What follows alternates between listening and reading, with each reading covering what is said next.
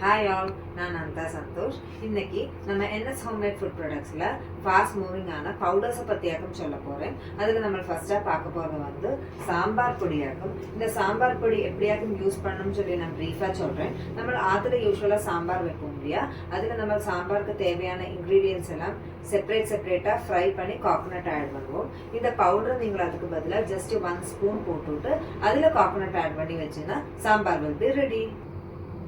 Next நம்ம பார்க்க போகிறது வந்து ரசப்பொடியாக்கும். இந்த ரசப்பொடி எப்படியாக்கும் யூஸ் பண்ணான்னு கேட்டீங்கன்னா, புளித்தண்ணியில் நம்ம உப்பு, மஞ்சப்பொடி, பெருங்காயம் இந்த ரசப்பொடியும் போடுறது, இன்னொட்டு திளப்பிக்கிறது. திளச்சதுக்கு அப்புறம் நம்ம பருப்பை விட்டு எகெயின் ஒருக்கா கூட பதவர மாதிரி ஆக்கியாச்சுன்னா ரசம் will be ரெடி.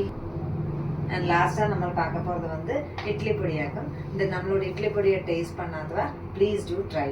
தேங்க்யூ.